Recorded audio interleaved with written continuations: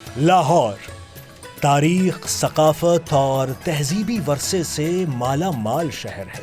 ہر تہوار کو جس شاندار انداز میں لاہور کے شہری مناتے ہیں، یہ خوبی کسی اور جگہ بہت کم نظر آتی ہے۔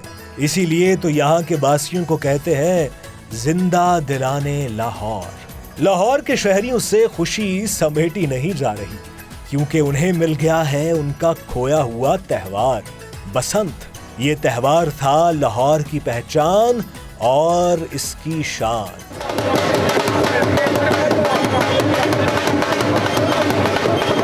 ویسے تو پتنگ دنیا کے مختلف خطوں میں اڑائی جاتی ہے، مگر وہاں یہ پتنگ بازی محض نمائش تک محدود ہو جاتی ہے، جنہیں پرسکون انداز میں اڑانے کے بعد اتار لیا جاتا ہے۔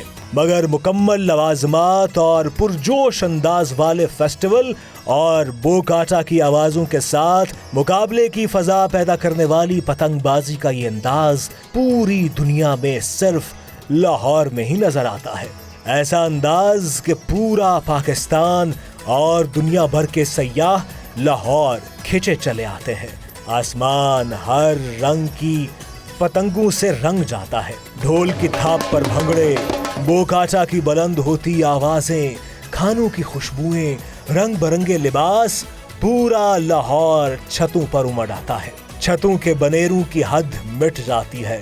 لاہور بھر کے رشتے، خوشیاں، کھابے، پتنگیں، سب کچھ سانجھا ہو جاتا ہے۔ رواں سال 6 سے 8 فروری 3 روزہ بسنت کا یہ تہوار 25 سال بعد بحال ہوا ہے۔ جتنی تاخیر سے یہ تہوار واپس آیا ہے، اتنے ہی پرجوش انداز میں اسے منانے کی تیاریاں کی گئی ہیں۔ برے صغیر میں بسنت کی تاریخ بہت پرانی ہے۔ بہار اور سرسوں کے کھلنے کے موسم کا یہ تہوار سکھ اور مغل دور میں بھی منایا جاتا تھا، اور یہ تہوار قیام پاکستان کے بعد بھی زندہ رہا۔ 80 اور 90 کی دہائی میں لاہور میں بسنت کا تہوار عروج پر تھا۔ 90 کی دہائی میں تو یہ بین الاقوامی سطح پر پہچان بنا چکا تھا۔ دنیا بھر سے سیاح اس تہوار سے لطف اندوز ہونے کے لیے لاہور آ جاتے تھے۔ سرکاری سطح پر تقریبات کا انعقاد ہوتا، مگر بسنت کی جو رونق اور لذت ورلڈ سٹی میں ہوتی، وہ کہیں اور نہیں مل سکتی تھی۔ ماضی میں بسنت کے باقاعدہ تہوار کے لیے ایک رات اور ایک دن مختص ہوتا تھا، مگر پابندی نہ ہونے کی وجہ سے مقررہ دن سے کئی ہفتے پہلے پتنگ بازی شروع ہو جاتی اور کئی روز بعد تک جاری رہتی۔ خاص طور پر اس سیزن میں ہر اتوار کو منی بسنت کا ماحول ہوتا تھا۔ بسنت کے لیے ڈور اور پتنگوں کی تیاری ایک اہم مرحلہ ہوتا۔ کئی ہفتے پہلے پتنگ بازی کے لوازمات کی تیاری شروع ہو جاتی۔ لاہور کے علاوہ قریبی شہروں گجرانوالہ، قصور، فیصل آباد اور سیال کوٹ سے بھی پتنگیں تیار ہو کر لاہور پہنچنا شروع ہو جاتی تھی، مگر پھر بھی تہوار کے دنوں میں مال کم پڑ جاتا۔ ماہر پتنگ سازوں کے علاوہ انفرادی طور پر بھی گھروں میں پتنگیں تیار کی جاتی تھی۔ پتنگ کے لیے ڈور کی تیاری بھی بڑا شاندار مرحلہ ہوتا۔ موچی گیٹ، رنگ محل، بھاٹی گیٹ، ٹکسالی گیٹ سمیت منٹو پارک، بادشاہی مسجد اور لاہور کے قلعے کی دیوار کے ساتھ لوگ ڈور پر مانجھا لگاتے دکھائی دیتے۔ یہ ڈور تیار ہو کر چرخیوں کی شکل میں مارکیٹ میں دستیاب ہوتی۔ گھروں کے صحن اور چھتوں پر انفرادی طور پر بھی ڈور پر مانجھا لگانا فیسٹیول کا حصہ ہوتا۔ مارکیٹوں، دکانوں اور گلی محلوں میں رنگ برنگے پتنگ فروخت کے لیے سج جاتے تھے، اور ہاتھ میں پکڑی مختلف رنگوں کی چرخیاں بسنت کی شان ہوتی تھی۔ پاکستان کے دوسرے شہروں سے لوگ اپنے رشتہ داروں کے گھر بسنت منانے آتے، جبکہ سینکڑوں لوگ لاہور کا خوبصورت تہوار دیکھنے اور منانے کے لیے ہوٹلوں میں بسیرا کر لیتے۔ غیر ملکی سیاحوں کی ایک بڑی تعداد بھی لاہور کے ہوٹلوں میں آ کر ٹھہرتی تھی۔ بسنت فیسٹیول کے اہتمام کا سب سے اہم حصہ دوستوں اور رشتہ داروں کو مدعو کرنا ہوتا ہے۔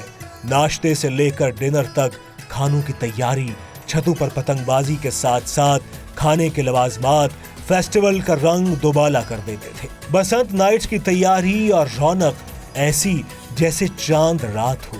شام کے بعد چھتوں پر خصوصی لائٹوں اور موسیقی کا اہتمام، پتنگوں اور ڈوروں کی مناسب تعداد چھتوں پر پہنچا دی جاتی۔ رات کی بسنت میں سفید رنگ کے پتنگ اڑانے کی روایت ہے، کیونکہ آسمان پر چمکتی روشنی میں انہیں واضح دیکھا جا سکتا ہے۔ جوں جوں رات آگے بڑھتی ہے، بسنت نائٹ کا جوش उरूज पर होता है। बोकाटा का शोर और मौसीकी का तड़का, बच्चे, बड़े, बूढ़े, खवातीन सब खानों के एहतमाम समेत छतों पर पहुंच जाते। बसंत जैसी खूबसूरत रात दुनिया के किसी खित्ते में नहीं देखी जा सकती। छतों पर रोशनियों और रंगों की ऐसी बहार जैसे जगमग करते सितारे लाहौर की छतों पर उतर आए हों। बसंत नाइट अरूज पर पहुंचने के बाद रात ढलते ही पतंगों का जोर टूटने लग जाता और अगले रोज दिन की बसंत मनाने के लिए लाहौर के शहरी आहिस्ता आहिस्ता आराम के लिए छतों से उतर जाते।